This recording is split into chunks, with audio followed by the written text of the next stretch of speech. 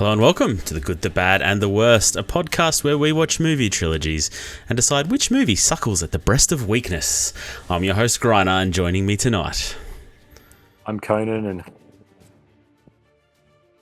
I lost your audio just then. It was too loud. You need to hiss better. You need to hiss better. Cut out. You cut hissed out. at such a rate that just... Oh, it's such a high frequency. Oh yeah, no, I can see my little circle. The frequency's too extreme. Do it again, because I didn't... There we go. Sorry. You got to get it from the back of the throat. James Cameron thought about this. He really planned where the guttural growls came from. Exactly. All right. Luke, your turn. Are we cutting this? I suppose we're cutting this. No, keep it going. Keep going. Keep going. And my name's Luke, and your goddess has no dominion here. All right, boys, we're talking about Avatar Fire and Ash. We made the decision last week to only talk about this movie because ain't nobody got time to watch two other Avatar movies. Did you guys sit down and watch them? And we reviewed the first two. We have already reviewed the first two. So if you want to hear our thoughts on the first two, check out that podcast. It came out almost a couple of years to the day. 3 years? 2 days? 3 years. 3 years. Did you guys didn't even attempt to watch the other two? My wife decided that she will not go to the third one without watching the other two. So I watched the first half of both of the other two. I did not stay up and watch the end of them because they are long-ass movies. Okay, what did you feel like you watched one big movie? Kind of. All the same movie 3 times. Yeah, no, I thought about it. I thought with the idea, but I was like, that's like 10 or 11 hours of Avatar. I can't do it to myself. Yeah, it's a lot. It's a hell of a lot. Biggest movie this year, probably, more looking likely. Did you guys have interesting movie experiences? Tell me about how you saw it, Luke. All right, so I think we all probably had different experiences. I was lucky enough; I was at the Gold Coast as this released, so I figured why not be a part of that IMAX experience. So I went and did the IMAX high frame rate, like 48 frame rate, 3D showing of Avatar, which I've never been a fan of 3D movies. I've never watched one in a cinema, so I've only ever seen 3D movies on a TV before. So I was really? okay, no. Yeah. No, so surely not. I know. I have avoided 3D movies like the plague at the cinema. Okay. I feel like there was a period though where you had no choice, like because that was the only reason I went to them is because there was no Israel choice. Cinema, I remember, was doing something. Yes. I remember seeing films. Famously, you could probably find a Facebook status. I was so pissed off that The Hobbit for the first 3 days was only showing in 3D. For I think it was it was the first one, Unexpected Journey, and so I drove to Tamworth to watch it on opening day because I was like, I'm not watching it in 3D. I don't like 3D. I don't support 3D. A man of taste.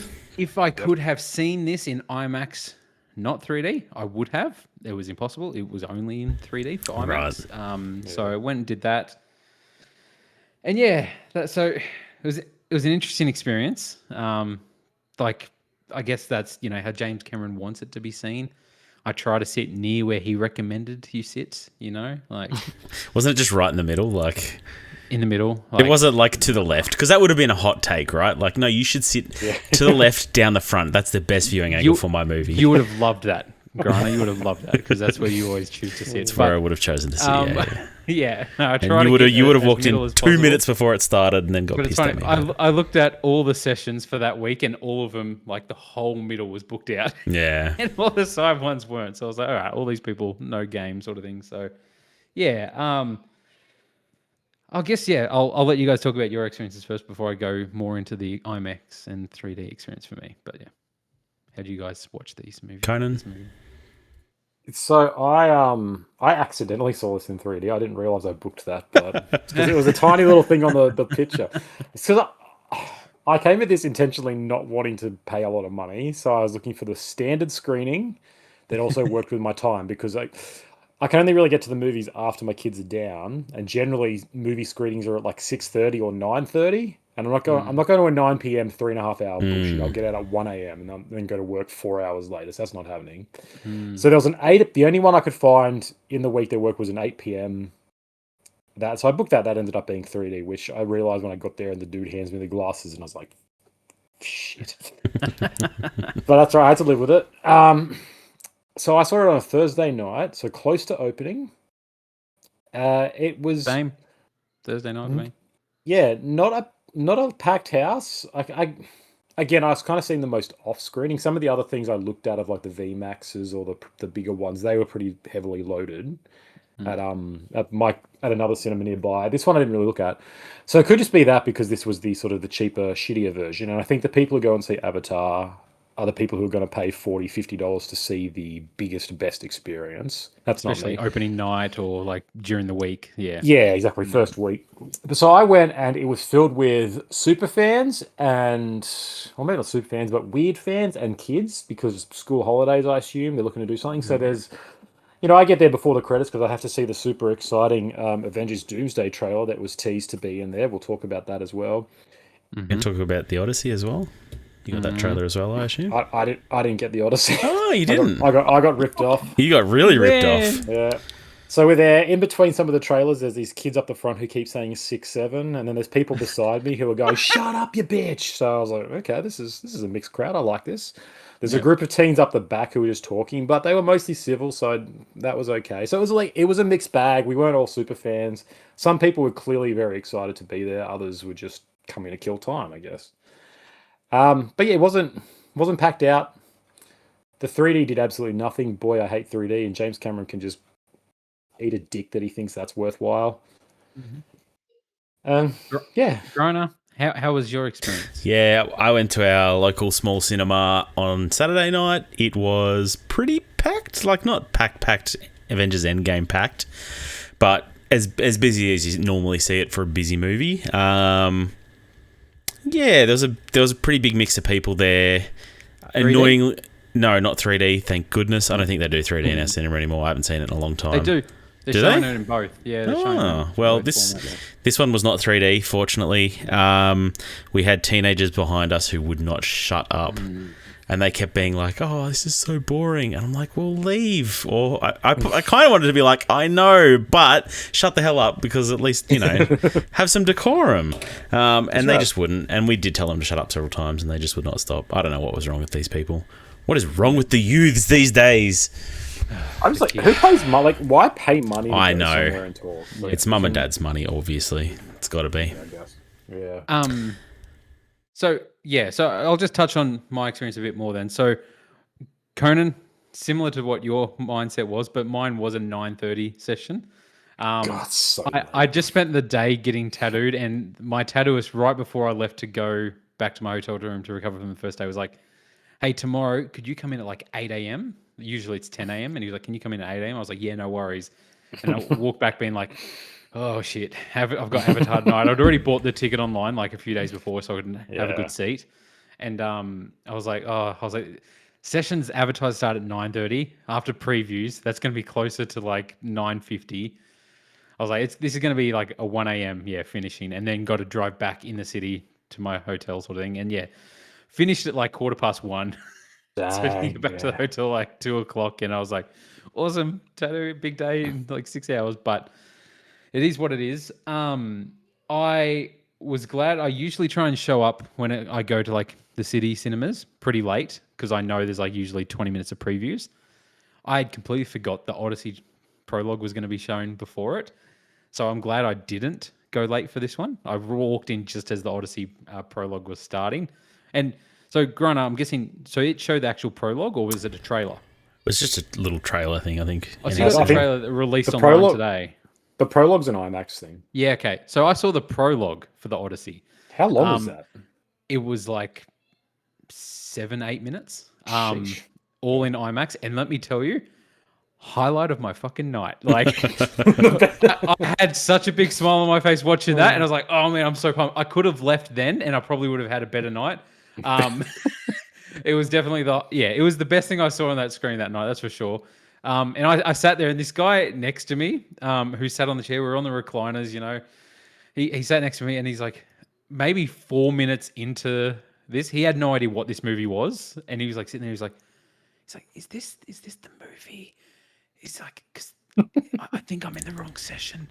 And I was like, no. I was like, this is like a trailer. It's just a long trailer. Like it's a prologue. And he was like, oh, okay. He's like, it really feels like it's the actual movie. And I was like, yeah, it's not, mate. I was like, stop talking to me. Shut up. What's happening? You should have just held his hand and said, strap yourself in. I did eventually. I was like, no. I was like, you know, Oppenheimer? This is my boy. This is his follow-up. Come on, watch along with me. It wasn't in 3D as well, so that was good. But Prologue was amazing. I'm so keen. I want us to do a boys trip next weekend to go watch the Odyssey in IMAX. Is it out next week? Is it out next weekend? No, next year. Sorry, it's not out next weekend. Like, wow, July next year. I reckon we do a boys trip to. It's a real short marketing cycle on this one. and then do our in-person podcast to review Odyssey. But yeah, so that was, and it was packed. It was packed, like a big lineup to get in there. All the seats ended up filling. So yeah, that was my session. Oh yeah, I didn't get. Yeah, I got the Avengers trailer only. Which Avengers one? Steve Rogers? I think that was the only one that they did. I was expecting not multiples, but I've only heard it was the Steve Rogers one. Because I know there's a Thor one as well, but I know that's just more recent. People are seeing that one today. Yeah, because I looked online afterwards, and all I could see was that everything was like, oh yeah, Steve Rogers is announced, so I assumed it was the same thing. But they might be doing that like a weekly. Each week they upload a new one or something, because someone said that like you have to see Avatar 3 times to see all the trailers. That's a gauntlet. That's a commitment to the MCU. I tell you what. Yeah, but yeah. So yeah, it definitely felt like an experience having the prologue and then like my first look at like Avengers Doomsday. I felt like, oh, this is cool. Like this is like feels like an experience, you know. How did you feel the 3D added anything to your movie going experience? I hate 3D. Yeah, it's bad. It makes me feel sick, honestly. Literally, the first scene, I was like, I'm not about this. I was like, it feels distracting to me. I feel like I'm watching it. I feel like it doesn't look as good. No. Like, I remember watching Way of Water and being blown away by the visuals. I remember being like, wow, like some of this stuff. And I couldn't help but feel like watching this being like, none of this stuff is blowing me away because I feel like it looks too fake when it's in 3D. I don't know. It might just be me. But I watched it in IMAX. I feel like I watched it how it's meant to be viewed, like the high frame rate, all that, how it's meant to be ideally viewed. And I just don't know if it's my eyes that do it, but it looks worse to me. Like everything else looks blurry, and then you have the characters, they look really fake and CG, like just not for me. I wish I'd seen it in. That's my experience 3D. In 3D as well. Do you think the high frame rate did any contribute to that at all, or is it just the 3D? Possibly, because it looks faster and stuff like there's a part of me, is not because of the quality of the movie, but wants to see it in a normal session, like in our town sort of thing, in 2D and all that, just to see if I can appreciate it more. Because most of the movie I kept thinking, I wonder what this would be like if I was just watching it in 2D and not thinking about the 3D effect. I will admit there was one moment when people are going down like rapids in water where I literally like sat up in my chair to try and get my head above the waterline, because I felt like, I was like, okay, wait a minute, I'm like underwater now trying to, and I was like, oh, that was kind of a cool optical illusion. It got me there for a second, but but that was it. All right. Yeah, I wonder if there is like an optimum way to see this. Like obviously James Cameron says there is, but I don't think we can trust James Cameron anymore. I think he's like cooked his brain a little bit. And so we'll get into it, but I think there is one way to see it that will make the most money for him and the movie. Is that the one that he's recommending? Well, and that's the way that was my session. It, right? It's like people like Luke. He's $300 per movie ticket. Yes. And it's so long, so Luke knows he needs to buy plenty of snacks to get. He's like, I'm large popcorn. You can buy my soy-based snacks from there. And, well, it's a good cut. Put in the Avatar bucket. You know, there's also like screen, like Cinema here was doing 4DX, which I've never done, but you know that's the whole, they spray water in during those, and there's, I guess, the chairs move. You'd be pretty wet in some moments in this movie, right? Like, I mean, I already was in my one, but I was like, I haven't seen that. I have a friend who saw one session and he doesn't rate it, and it seems to me the kind of thing that is completely like real. Obviously, it's pure gimmick. I think really pointless.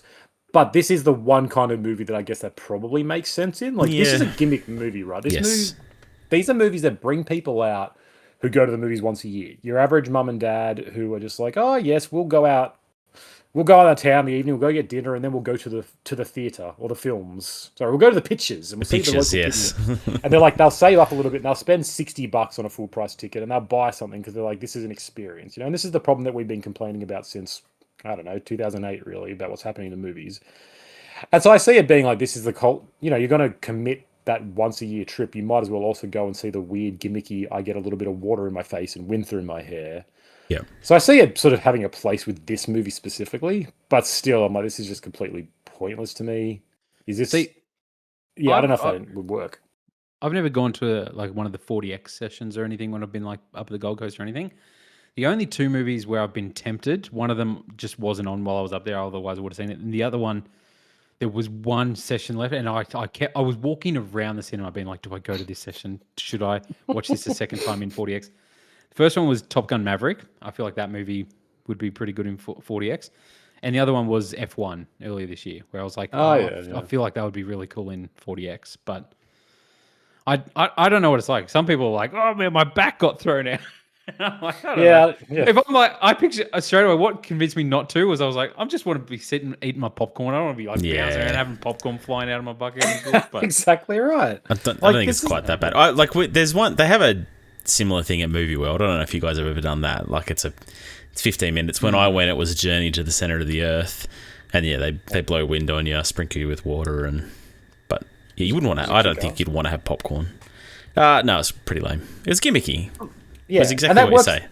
But that works in a theme park, right? It's a 15-minute ride. 100%. Not 100%. 3.5 hours. Absolutely. Yeah. Yes. Yeah. In my mind, I'm like, I guess it's similar to something like not quite, but sort of like the Wii, how, it was all like, we are going to, I remember at that time when that was coming out, like, we are going to reinvent gaming. It's no longer going to be sitting down and playing. It's like, you will be engaged and moving. And similar things like with VR as well. Yeah. It's like this sense of like, we need to upend this thing that no one likes. And it kind of fundamentally misunderstands why these mediums exist. Like, they are a sort of a form of relaxation. You don't feel like, man, I really wish I could be exercising, or maybe some people do, but you generally like, I don't want to watch a movie and just be really like physically active during this. You want to relax and not be moving and just sort of lose yourself in the visual audio experience, not having thrown around and like chairs twisting and stuff. Not to make it like a video game discussion, but like the Wii kind of succeeded in that. I feel like the Wii did change the way a lot of people play games and got into a bigger audience. I think the Kinect is the stuff that kind of like failed with that, where it was like, oh, you want to talk and do this to make stuff happen and change the way games. But Wii was pretty. I don't know if people still play the Wii.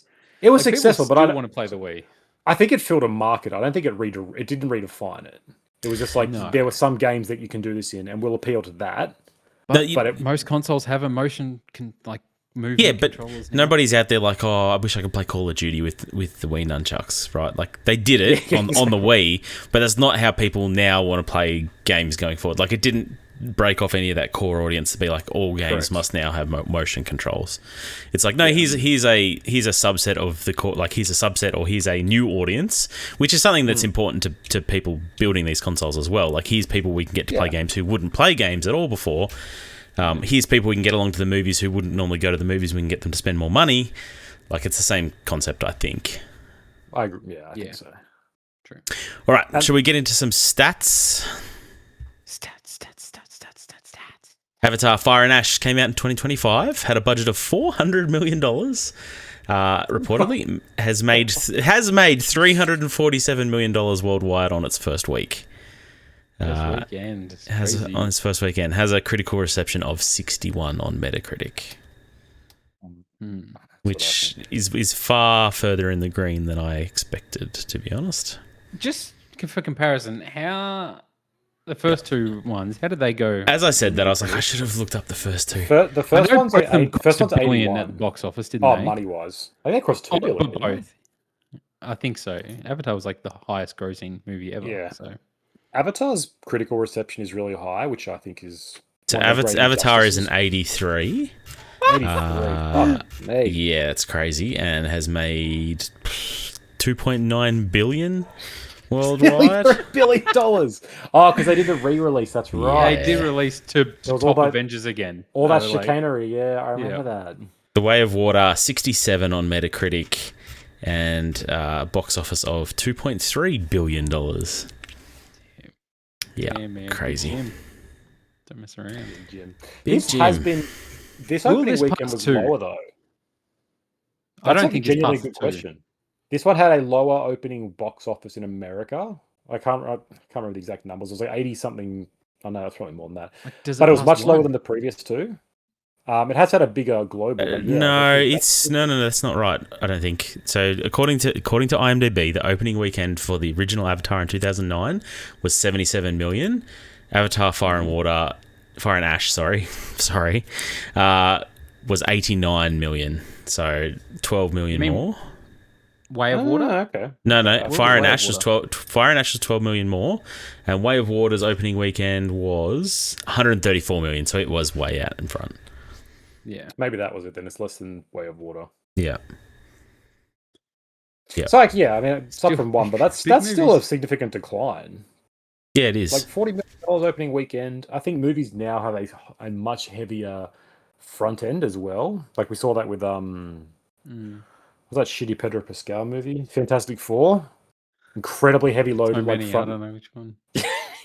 like huge opening week, not huge, but a big opening weekend. Second week was incredibly bad, like huge decline. Mm. I think it's happening more and more now, where opening weekends are mattering more, and movies are making, especially big event films, like quote unquote important movies, are having bigger opening weekends when the conversation demands it. So We'll see a drop of this. I don't think this will be as big as of a dropper. I think this is one that will hold legs going into holidays and Christmas and stuff. I'd be amazed if it didn't make a bill, right? But yeah, it'll make $1 billion. I don't know if it'll make $2 though. yeah, I'd be surprised if it gets to 2.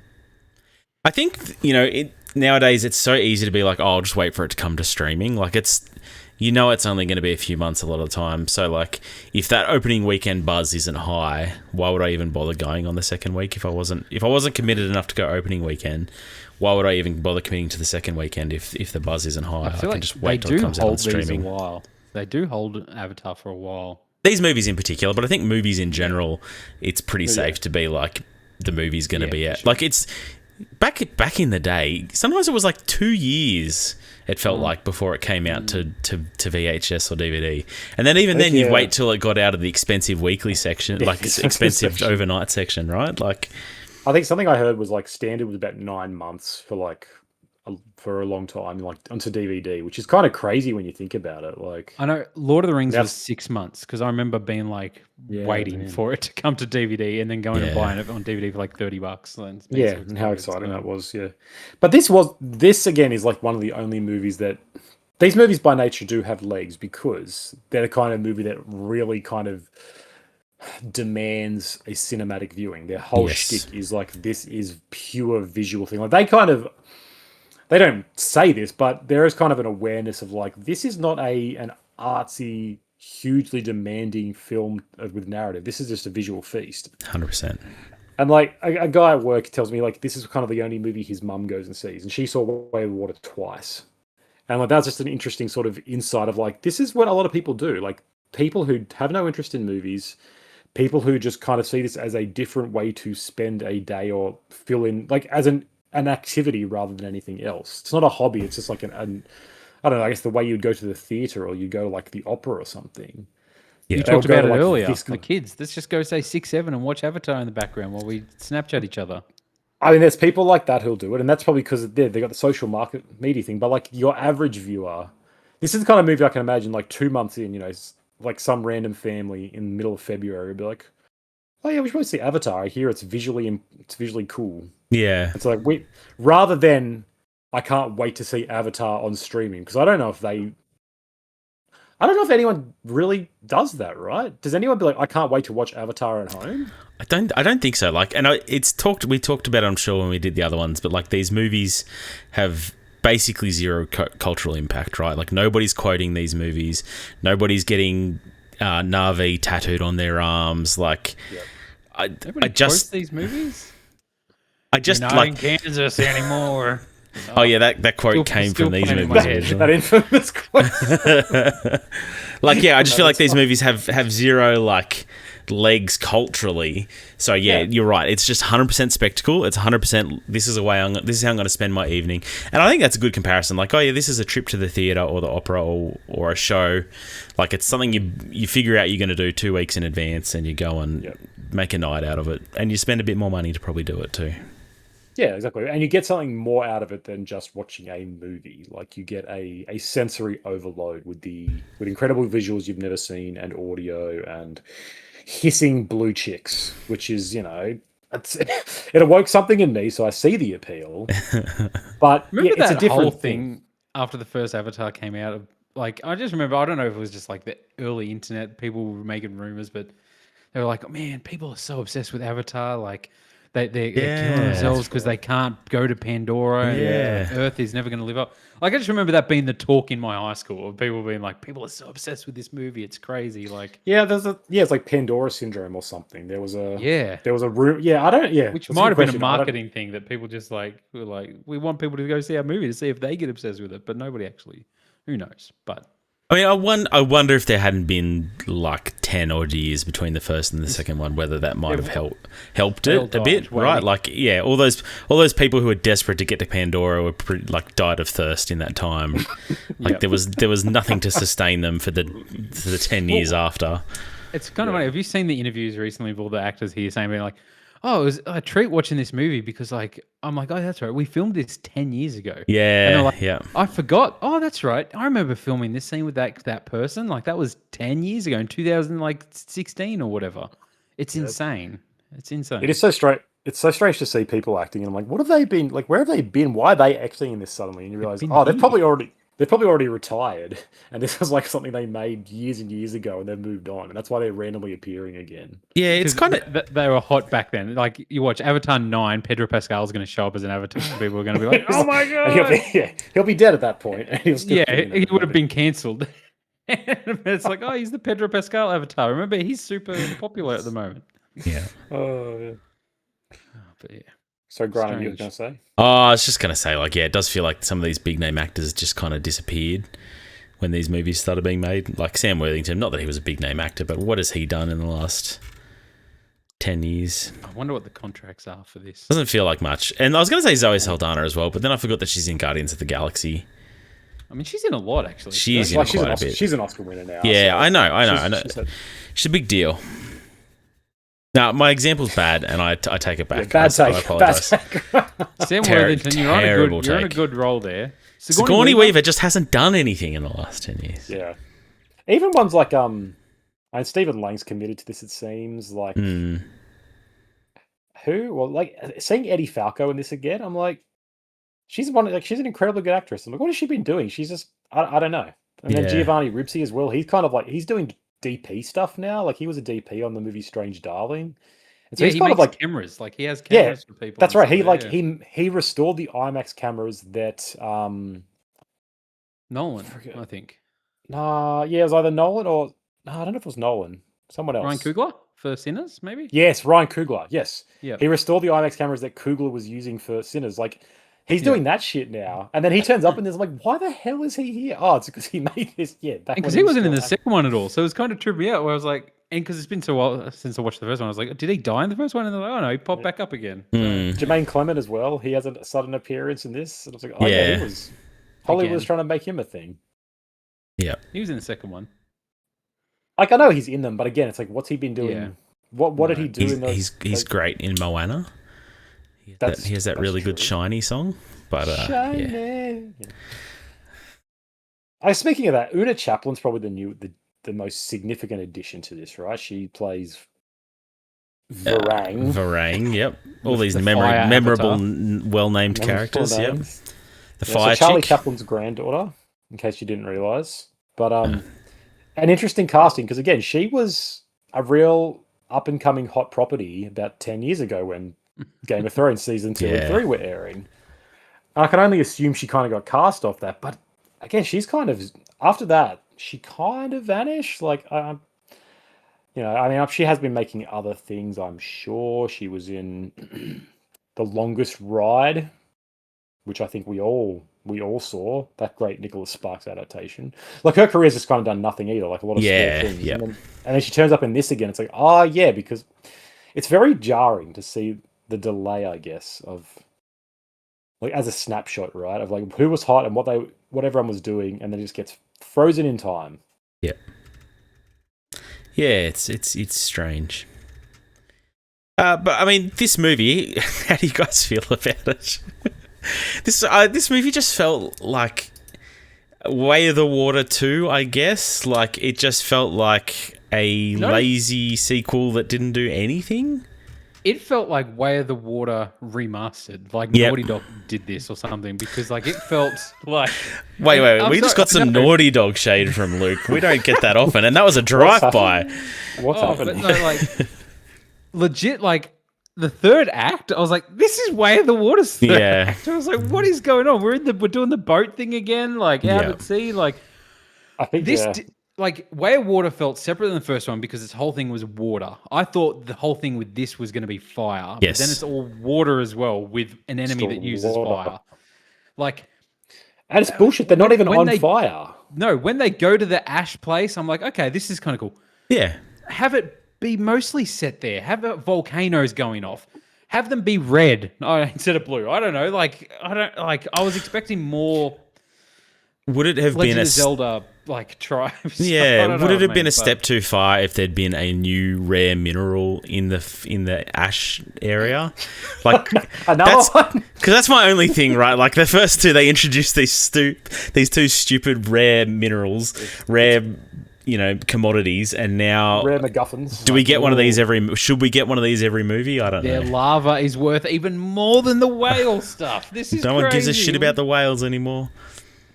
I mean, like, that would have been better. I'm telling you, it's the biggest missed opportunity. This is the one movie that could have literally had people on fire, like walking, flaming Na'vi beings. I wanted to see some impressive flame effects, and didn't. There's nothing. No, they just put red paint on them. Yeah, I guess the main thing about them is they're a lot more sexual. That's their. If you're into that, mad horny. It converts Stephen Lang. He becomes a native. It's just like, hell yeah, I'll start painting myself up, whatever. He's the power of it. That's right. I was going to read there's the best letterbox review here. Avatar Fire and Ash / all cutscenes, full game movie, 4K HDR, 60 FPS. It just sums it up. Like, that is exactly my thoughts. This movie is so strangely paced. It is so weirdly. There are scenes that just randomly end and switch to something else. And James Cameron has said this. He's like, there was so much material for making Way of Water that I had to split it up into 2 films. And you can tell. Jim. You can tell that this is just. Yeah. His editor should have said, no, this should be one film. Does this mean the fourth one's going to be half fire and ash? Like, it's going to be a lot of fire-based stuff, and then a third of it. I wonder. But I felt like when we got to the end of this one, I felt like I'm at the same point in the Pandora where 100%. I was at the end of the second one. Like, I am nowhere further. Literally nothing changes except for Spider now has a Na'vi penis and can breathe air. And Spider's a horrible character. Yeah, I don't know. He's not a good character. He's not a good actor. He's not interesting at all. Yeah. Bad character, bad actor. Like, this is the thing that I noticed more in this time is, like, the script is so piss poor. Like, the characters are so bland, generic, uninteresting. All their dialogue feels like a bad first draft written in the 80s. Like, if this was a James Cameron film from 1982, I would be like, oh yeah, this is kind of how sensibility. This is how movies sounded like then. Like, everyone spoke in really bad, cheesy one-liners, and like they all, nothing feels real. This feels so inauthentic and like carefully made. And like, it feels like AI has written some of this script of like, make this sound like an action blockbuster from the 80s, and like, here's how they would talk. I'm like, yeah, that's exactly what they sound like, and they're awkward little like soulless. Like, it feels soulless completely. And to be honest, and I've had this thought since like 2008. That's been par for the course for all of these movies. Yeah, like absolutely. all of them have had no depth for me. Like, I remember being like, "Oh, Avatar's visually impressive, nothing to it. Like, there's nothing to that movie." Second one, I was like, visually impressive, but again, Oh, go ahead. I was just going to say, like, I agree, but at least we got two different kind of settings and movies and different visuals and you know, there's different things going on, and then this one just feels like a rehash, right? Like, it doesn't feel like there's anything new in this movie at all. And if you're going to have this space movie with aliens and all this sort of stuff, and where you can do anything, like there's no rules for this. Like, so much of Pandora hasn't been explored by characters in this movie, where you could do anything, and it's like, let's focus on the white boy with dreadlocks. Yeah, like the one he's going to be our lead, you know, that's also can't act well, and he's going to be our main driving force in this movie. Like, it's dull, man. It's dull. And he's got a really uncomfortable relationship with like young face Sigourney Weaver, which is weird. It's super weird. Yep. When they kissed, I was like, did they mocap that? Like, is Sigourney? Yeah, like how old is this kid? What's going on right now? Yeah, that's all super duper strange. I think it's the. Yeah, you go. No, I was just groaning at the thought of this movie. Go ahead. It's so paradoxical because this movie tries so hard. All of them try so hard to make you feel something, right? They try so hard to be like, look at this yearning and this evil. Look at what we're doing as people, and look how angry and hateful we are, and look how pure we can be if we just tapped into our natural elemental ways and all this bullshit. Like, and there's some validity to it. Yeah, there's a criticism of like the industrial machine and of consumerism and corporatization. Yep. All those are valid, but those are so surface level that you need to do more than just tell me it's bad. And all of these movies do is just tell you it's bad. The characters are, the villains are just like, you need to get me whale oil and you need to get me unobtainium because we could be rich. And it's like, is that your motive? Is that seriously what you're going to do? You're not even going to try to be like, hey, Earth's dying. We need this for our people. It's just like, we could be rich. Like, are you shitting me? That's like, the best you could come up with. And then they're just like, but please care about the trees.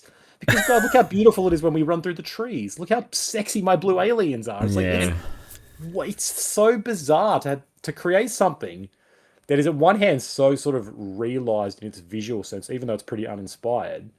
And then just be like, we do not need a script. We do not need to do anything more than just tell you surface level stuff.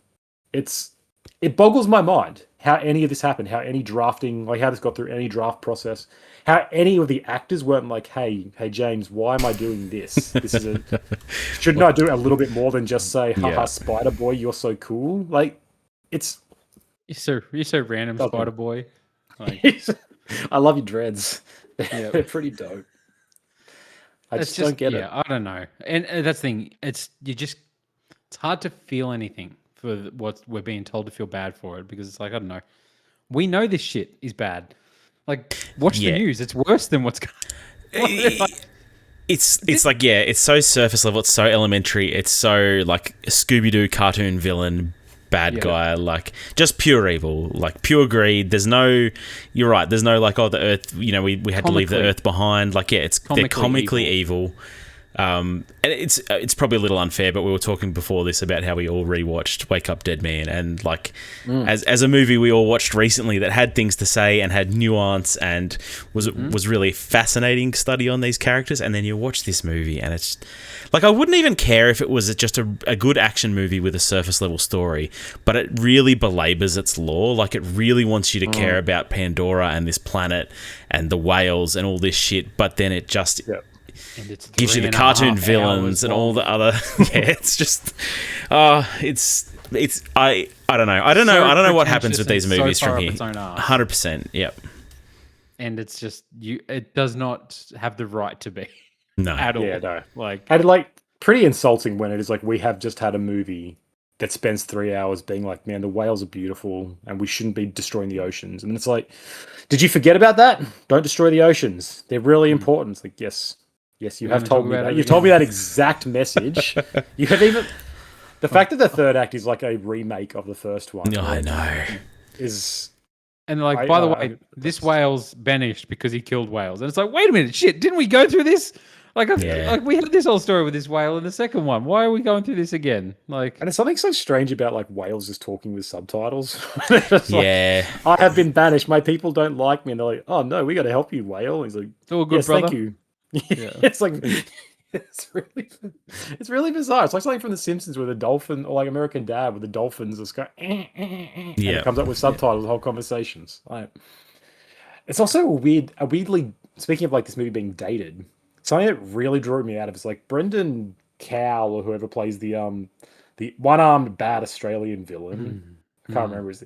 The guy's kind of spearheading the whole operation. Like he stops and talks to Jermaine Clement once, and he's like, "This tube here is gonna get us $80 billion." No, it's not even this tube. It's all the whales there are going to commit genocide against. He's like, "There's $80 billion out there." I'm like, we in 2025 are overwhelmed with billionaires who there's a person alive who's going to be the first trillionaire, a human being in our lifespan who'll be a trillionaire, and this movie is like.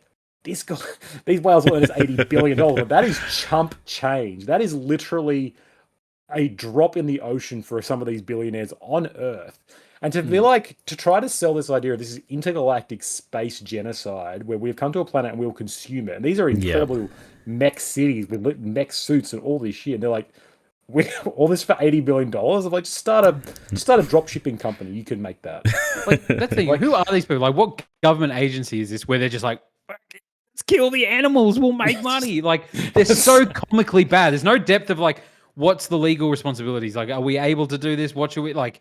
You know what I mean? There's no, I don't know if it's, this kind of goes against what I was saying earlier about like interest, but like, who knows what's happening with Earth? Like, does Earth even exist at this point still? Like, it's like there's no communication with Earth. It's like, what's going on? No, they do kind of mention that they can't go back or something, right? They Oh, briefly okay. mention I must have something. missed It's it. like there's like one line here where they briefly mention that they're like Earth is not in a good state or there's problems on Earth. So why do they want $80 million? Why do they want $80 billion for? What the fuck are they going to spend it on? Like, where are they spending it on? Pandora? Like, what are they doing? I assume there's some larger, space colony out there, and there's other Show us planets that and stuff. shit. But yeah, we don't get any of it, right? Like, there's no context for it. No. And it's just it's such a strange oversight. Like you could so easily make any one of the characters explain that. Like this is a pretty exposition dumpy movie. You could have one character You say, got plenty of time. "Yeah." Like you could replace 20 minutes with just a monologue about what happened to Earth, and it'd be as interesting. It's Have Quaritch talk about it while he's getting freaky with the red chick. You know, They're not afraid to have a voiceover either. Like, yeah. No, one character randomly gets that, and it kind of provides doesn't even really provide anything. It's just him being like, "Man, I'm really sad that my brother's dead." It's like, yeah, we know. We could gather. It kind of makes sense in the first one because it's presented like his diary or whatever, right? Like he's got to do these daily updates and stuff. I'm like, this is a good framing for this story. But then it makes zero sense in the next two. Yeah, it's bad. But apparently, so Sigourney Weaver's the narrator for the next one. Like it's all going to be Kiri focused. But someone brought up an interesting point. The most interesting character, of course. Yeah.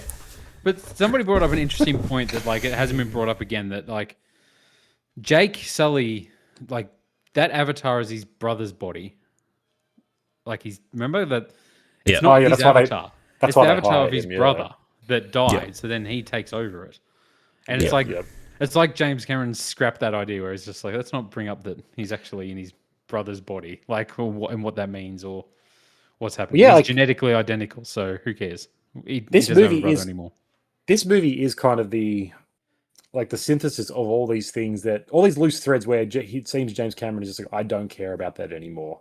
Like he's like, I don't care about this loose sort of like kind of contention about like I'm occupying my brother's space or whatever, or like doesn't seem to give a shit about that. Doesn't care about any of the actual Earth politics. Doesn't care about characters being anything more than a one-dimensional cutout. He's just like, no, look, let's be honest. We're all here for one reason, and that reason is to see blue people do blue shit. You know, make Jake Sully paraplegic again. Have him get shot in the spine. Because I thought that was what was interesting in the first one, was him being able to walk and experience this again. Yeah. And now he's just like, whatever. This is just my life now. Put him back. Humble him again. Like, I don't know. Give him some depth. He needs it. Sully's, they never quit. Have Magneto bitch slap a bullet into him or something. Did you guys find that, like, they make Jake Sully and Neytiri, like, the most unlikable characters in this movie too? Like, yeah. They just, I don't know. It's just so many missteps, I feel like. Well, because Jake's whole thing, he's still, I guess, grieving or something, but again, he's just like, we need to defend our people, I'm a soldier, which kind of fits, like... Yeah. It makes sense when he's no longer sort of the protagonist here, But I agree with Natari or whatever her name is. She is like she's put into that problem that people often do with female characters, where she kind of becomes just like the nagging, like difficult wife who just kind of brings everything down. And she's just like, I hate Spider and I hate my one son for letting my other son die, and I'm just really angry and sad at the world. And so, yeah, the whole time she's just like a really bad time, and not in any sort of like interesting way. She's just screeching and growling and hissing and crying. I was like, this is, yeah, it's pretty cool when she breaks him out, but that's about it. I think there's a few good set pieces in this movie, right? Like there's a few good sequences. There's the air balloon fight. Yeah, that's pretty fun. We get to see these giant jellyfish creatures, and one of them going down with its burning cart, and it can't escape. Like that's pretty brutal. The air tribes suck, though. They're piss weak. Yes, the airbenders get wiped out, and then they get wiped out pretty damn quickly. Well, yeah, but this is because the Fire Nation wipes them out. That's right. We learn this from book 1. Yeah, and there's 2 temples. When Jake Sully goes to the air temple in the north, it's going to be kick ass. When he finally learns to earthbend and metal bend, it's going to be amazing. Yeah. It's lights out. The escape sequence is really good too. Like seeing her like stealthily break in and just seeing all hell break loose, basically. And Spider actually, doing something useful is pretty cool too. And then Jake's like, "I'm going to kill him." Yeah, that's right. And like immediately, he's got to die. You're right, Natiri. We need to kill this son of a... He just saved my life. I'm going to kill him. That taps into a huge problem that I have with this. So my Letterboxd review was obnoxiously flaccid, right? And I think it was just, that's why I came away from this movie being like, that was just so limp and lifeless, because things like that happen. There is a moment where Jake is going to slice his adopted son's throat open and bleed him like a pig. And that is hardcore biblical shit. All right. Things are going, and it's like, whoa. And then nothing happens. He just backs out of it. And Spider's like, I love you so much, Jake. There's no problem with this at all. There's no grieving. Spider no, be like, crap, you're about to these kill me. blue people. Yes. Like, they keep trying to kill me. Quaritch likes me, it seems like. Yes. But he keeps going back to them. And this happens, there's an earlier part where when Quaritch and the Sky Demons, or whatever they call the people, come down to the Water City, and they have that stand-up on the beach. And Quaritch is like, I could kill you all. And Jake's like, maybe we'll rage you and we'll get you before you're done. And it's like, is he actually are they going to run at him? Are they just going to like massacre the tribe? Like shit's going to go down. And there is a moment, like it's there, and you think, Stephen Lang's actually going to start shooting now. Because he's like, do you want to risk it? And there's Holt. It's like, cool, he's going to just kill. And then he backs out last minute. He's like, nah, okay, come with me, Jake. And so this movie is full of these moments of like, they come up to the edge of doing something interesting, of actual stakes mattering, of choices being made, of characters doing interesting things, and they back right off. That whole conflict is like, finally, something's going to happen that actually affects the water tribe. It's going to hurt them a bit more. And it's like, no, it's not. We're going to capture Jake and he'll get broken out. No shit. Who couldn't see this coming? With no consequences, nothing happens. But that's right. Make this ending better. Make this more impactful. Make you more hyped to go into the 4th one. Have that showdown where Spider, Quaritch, and Jake are on that thing, and have Spider fucking shoot Jake, and like Jake kill Jake off. Have him shoot him in the heart. He falls off and dies. He joins Quaritch, and he's like, "No man, these fuckers keep trying to kill me. Like, you know what? We need to replace them. Colonize this place. You know what I mean? Like." Have what's the motivation going into 4? Like, who gives a shit what the next Avatar is going to offer? Like, there's nothing there. Like, Kiri's going to connect to the planet again. I don't like. I guess that's she does that a bunch. She's the one we're supposed to care about because what's her deal? She's like, because I'm a clone, I don't have a connection to Arway or whatever it's called. It's this weird thing where they like half explain it, like, it's like a firewall. It's like an encryption between But what does that mean? Like, you don't actually explain that. You just throw out some technical jargon that makes no sense. Trust me, bro. It's like a fire. Trust me. Oh, my goodness. That annoyed me so much. Just to see that line as well. He just shows up just to explain that. Then he's like... Annoyed me so much. Again. Look, just you don't understand computers enough. If you understood, you'd get it. No, it's my shortcoming, right? But yeah, it's, I don't know. Again, it's just to give her a whole lot of like, she gets really sad and cries and tries to connect, and then it finally pays off. It's like, great, she's going to be the super planet connector. She can only do it with the help of her sister and her weird half-human hybrid boyfriend. That's right. That whole scene where it's really windy and they're like helping each other through. Yeah, great. What did you guys think of the fire people? I was going to say, like, props. I think Varang is a really cool designed character. I like her little scythes. When she's got her little Uzi at the end and she's doing drive-bys from her flying creature, like, that's pretty sick iconography. I like kind of the frill neck lizard looking shit that's going on, but wholesale, pretty underused, not very interesting, and has zero, like, we don't see a death or anything, do we? Right? Accomplishes like nothing. every character here, the status quo remains unchanged. Yes. Yeah, I don't think anyone of significance dies, I don't think. No. Even anyone of non-significance really dies, no. No, but like even the guy with one arm dies, right? Like he is dead. Does he? He got eaten by a whale. He got dragged he'll find a way out. He'll find a way out. Because you'd think he dies in the second one, and then he shows up here. I'm half expecting him to show up with a robotic leg in the He'll come back with with robot legs. No torso, right? It's boy, that was a rough couple of days. It's like, man, these whale guts, though, 90 billion now, due to inflation. But like. Even like the death that they're still talking about, that's like a big thing. The brother, I walked into this one being like, wait, who died? Who died? Who died in the last one? Oh, that's right, one of his kids. One of the what was his name? What did he do? How did he die? Who knows? I don't know. Yeah. I don't care. If we had watched these beforehand. I did, and I was still. Well, that's the thing. I didn't watch to the end, and I mean, does it not kind of undo the whole thing if you can just go pay a visit to them every weekend anyway, right? Like, are the stakes that high when somebody dies? The ground and you can see them. That's an interesting philosophical thing. Like, if they can constantly visit them in the afterlife or whatever, why are we all grieving? Why are we so sad? Yeah.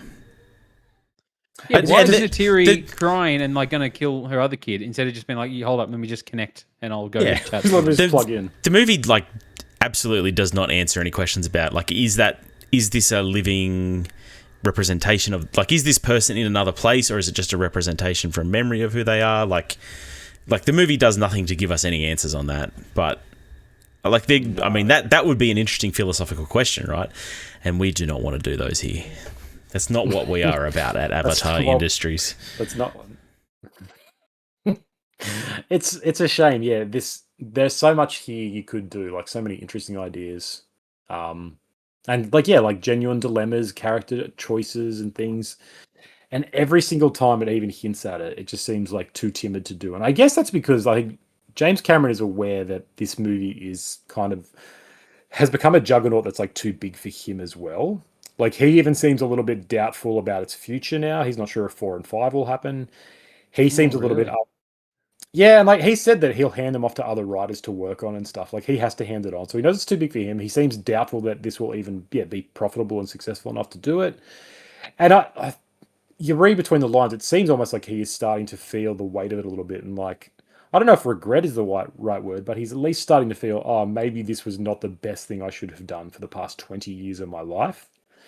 Planning this out to be a 9-film thing. He could have done a kick-ass trilogy, but like, I don't know. But he didn't. Like, because I feel like everything's just... I feel like we're still waiting for things to happen. Like, surely he's got more dot points that he wants to hit that's important for this world. You know what I mean? Like, I don't know. Are we giving him enough, like, too much credit to say that there is anything written beyond what we've got here? Like, I mean, he seems to think according to IMDb, we're in post-production for Avatar 4 and in the middle of filming for Avatar 5. So who knows? Yeah.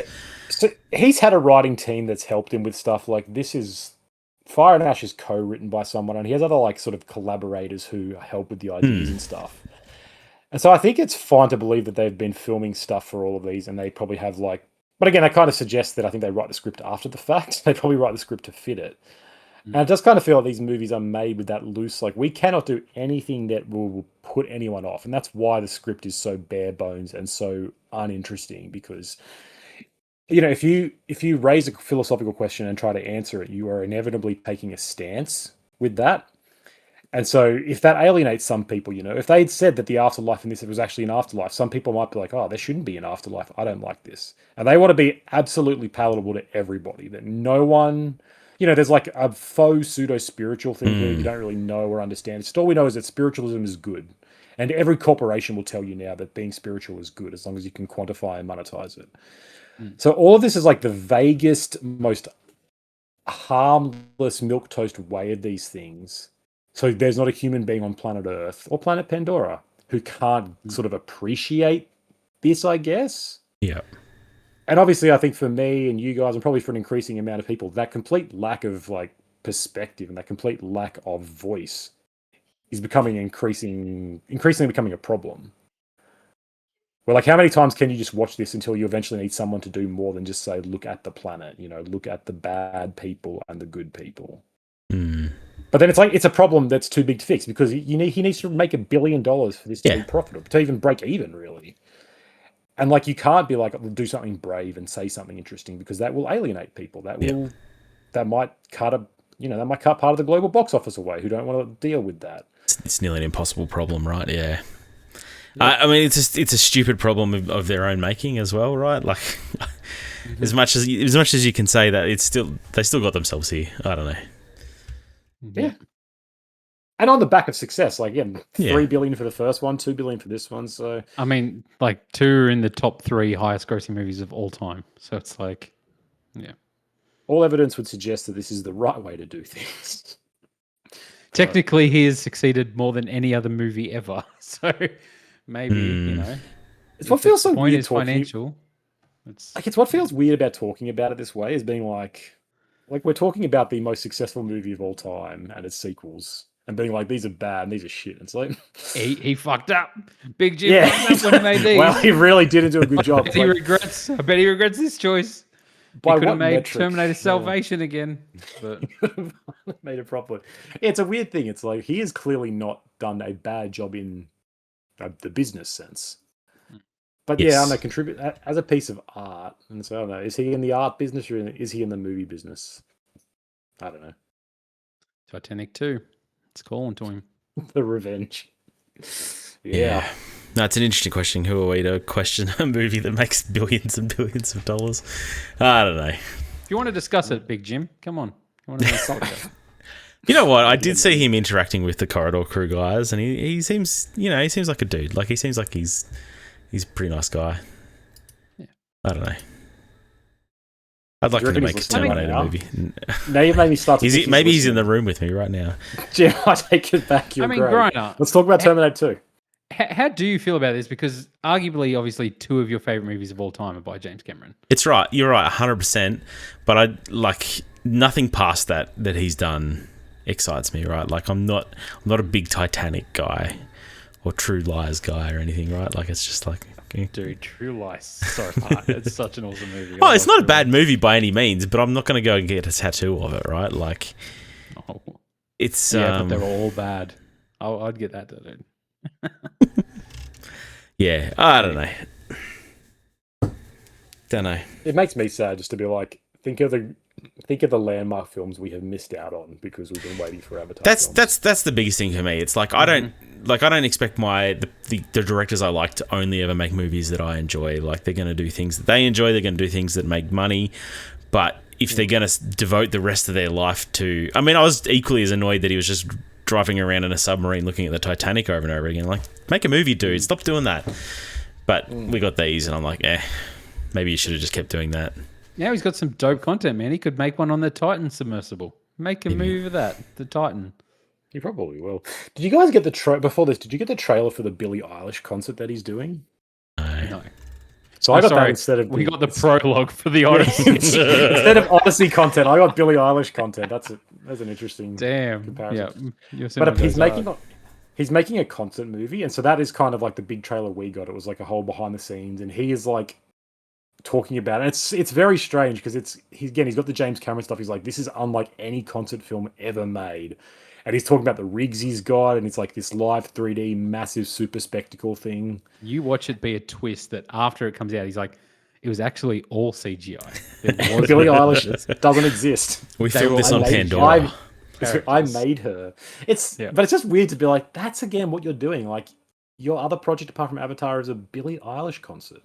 Maybe that's not a big Billie Eilish fan. I mean, like that's not even an indictment against her. I don't, I think she's a pretty talented singer. But I'm like, that's what you want to devote your time to, like a concert film.